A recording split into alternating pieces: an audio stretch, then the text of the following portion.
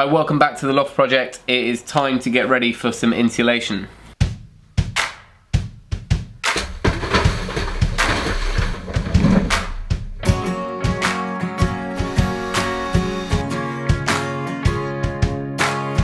So some of you might not have read the description in the last video. A lot of this work happened about 2 years ago. So although this part of the video is current time, in January 2017, some of this was shot 2 years ago when we first started. Then we kind of put it to one side as a project for a little while, and now we're getting back onto it. But this video is going to be the last little bit of destruction, ripping down the landing, and I've got some footage from that, and then I'll kind of show how I fixed all the battens ready for the insulation to go in. Okay, so the final phase is to do this landing area, and again we've got the pitched roof both sides, and a short dwarf wall on one side. It's basically a slightly smaller version of the first room we did.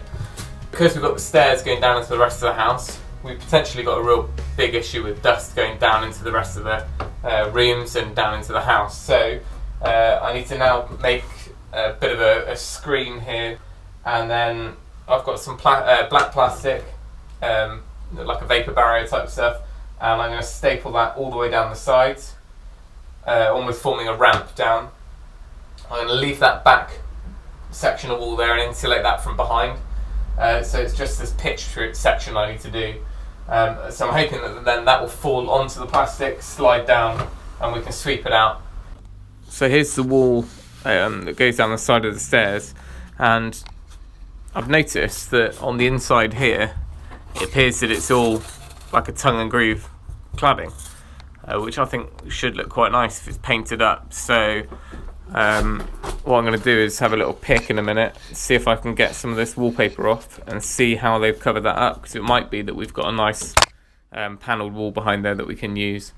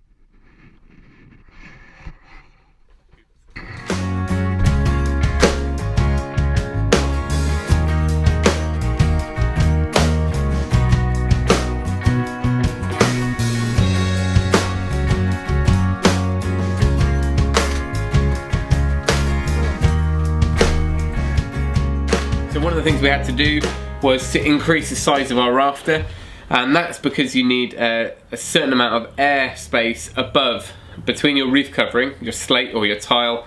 You need to have 50 mil of air flow to keep everything nice and dry above it, and sometimes that can be reduced if you've got a breather membrane and things. Obviously we've got no membrane here, and that will come in the future when we re-roof, but we wanted to make sure we had pretty much 50 mil clear. So in that case we had to bring our rafters down, we had to kind of extend them down, and we did that by fitting new timber to the bottom of them.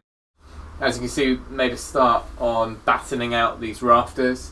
That's going to give us that additional depth that we can fill with the insulation. We're going to partially fill, so there'll be a vent behind still. So I've doubled up on that, and I've used roofing batten 50 by 25 because it was the closest thing to the width of our rafters, and also the most inexpensive way of doing it. So another day, another 6:30 start. It's getting pretty wearing, this. So we're going to make a start today on the between rafter insulation, and we just want to make sure it's a really tight fit. Obviously it would be ideal to get one long piece to go in between the ridge all the way down, because that would fit, but the problem we've got is all these old rafters vary quite a bit as they go up. So we're going to do it in 2 sections. I think that's probably easier than trying to cut everything and almost scribe everything to every rafter. So what I'm going to do is I'm going to put a mark on each of these at 1.20 m, which is the width of the board. So then we'll cut the boards as widths and we'll put them in 2 sections. And if I mark them off all at once, then it means it's just going to be easier. So we can measure the bottom, measure the top, and then cut our board.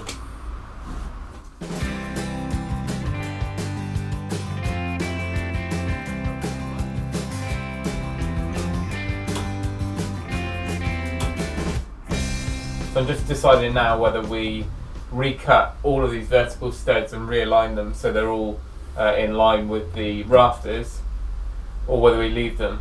And I've done one here as a trial. This was originally on the outside of this rafter, but what that means is we've got this weird junction here where the insulation won't butt up against the next one down. We won't be able to tape it as well. If we move that across to the rafter and fix all of those, do that on all of them, we should end up with a similar sort of width piece of insulation all the way down top and bottom, and we can just have a nice neat junction there. We're not going to have any air gaps.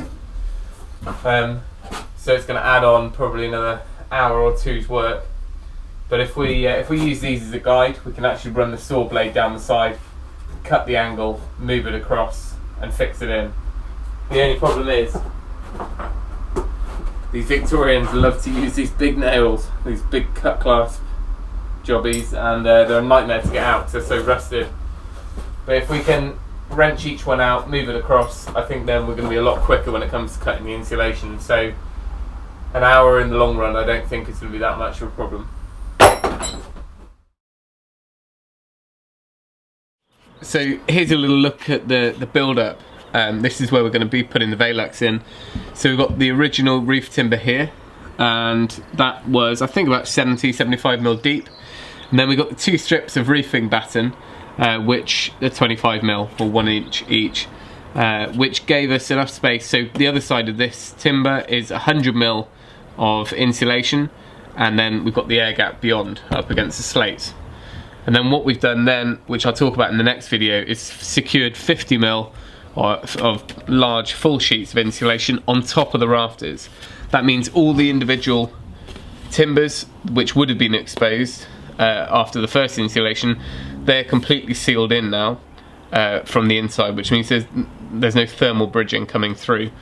We'll cover that in the next video, but that's the build-up.